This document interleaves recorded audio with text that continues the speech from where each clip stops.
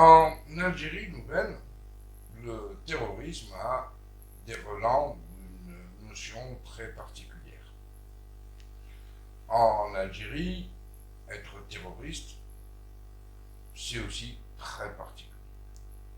Juste il y a quelques semaines, lors d'une réunion de la commission onusienne, lors d'une session plénière des Nations Unies à Genève sur justement les droits de l'homme, l'ambassadrice américaine avait interpellé M. Abdelrachid Tabi, ministre de la Justice et garde des Sceaux dans le gouvernement algérien, et elle lui avait signifié que l'Algérie avait réussi le tour de force de donner une nouvelle signification à la notion de terrorisme, et donc d'avoir apporté une nouvelle définition, ou plutôt d'avoir complètement redéfini cette notion de terrorisme. Et effectivement, cette notion de terrorisme dans l'Algérie nouvelle de M. Tebboune a tellement été redéfinie qu'aujourd'hui, le fait de liker un post sur un réseau social peut vous mettre l'étiquette de terroriste et vous amener à comparaître devant le procureur de la République dans un des tribunaux algériens. La redéfinition aussi, disons que, du profil du terroriste aussi est très algérien. Faisal, handicapé mental, jeune homme souffrant depuis très longtemps de déficience, de troubles psychologiques, a été arrêté il y a quelques jours sous accusation d'actes terroristes. Faisal possède une carte délivrée par les autorités algériennes qui justement lui reconnaissent cette incapacité psychologique. Mais pourquoi est-ce que Faisal a été arrêté? Faisal a été tout simplement arrêté, accusé d'actes terroristes. Il a été accusé d'intégrer une organisation terroriste, de vouloir atteindre ou de porter atteinte à la sûreté de l'État, etc. Je vous ferai grâce de la longue litanie des accusations, et je vous dirai qu'il a été tout simplement arrêté, poursuivi et placé en détention parce qu'il est le frère de Axel Blembessi.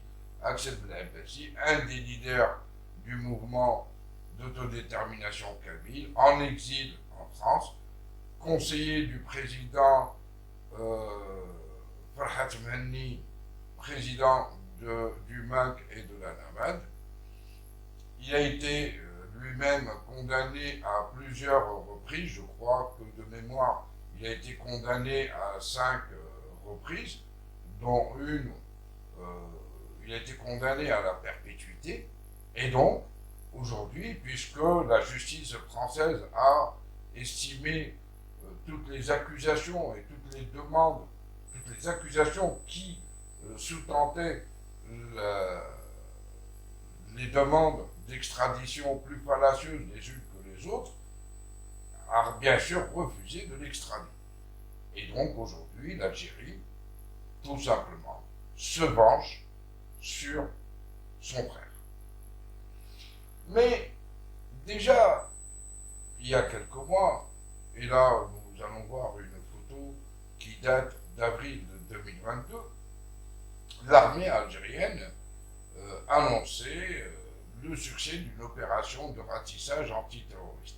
Et là, vous voyez ces pauvres bougres qui ont été arrêtés et présentés comme étant de présumés terroristes. Allez voir, avoir la lividité sur leur visage, on est interpellé. Comment se fait-il que des hommes qui sont présentés comme étant depuis des années réfugiés ou fuyards dans les maquis et les forêts puissent aussi livide.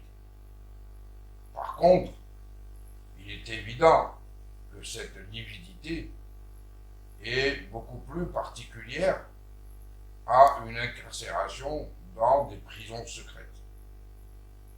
Et ceci confirme que, et c'est malheureux de devoir le dire avec autant de cynisme, mais que le pouvoir algérien dispose dans des geôles secrètes d'un véritable stock de personnes qui n'hésitent pas de temps à autre à sortir par petits groupes et les présenter comme étant des présumés terroristes arrêtés lors d'opérations antiterroristes. Le malheur de l'Algérie aujourd'hui, c'est véritablement, je dirais de l'Algérie nouvelle, c'est d'avoir ce type de pouvoir, ou ce type de junte militaire qui, je pense,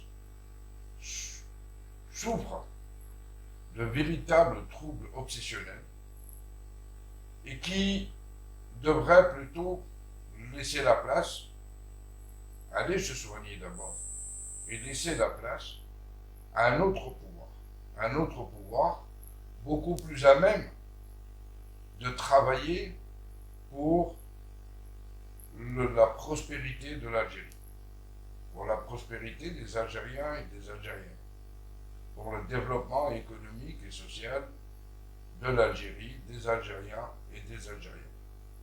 Jusque-là, et ça fait un peu plus de 2 ans que ça dure, la junte militaire ou le pouvoir bicéphale dirigé par Abdelmejid Tebboune et Saïd Cheikhliha se limite à des effets d'annonce plus fantasques les unes que les autres, et ce, au détriment du peuple algérien. Merci et une prochaine émission. Au revoir.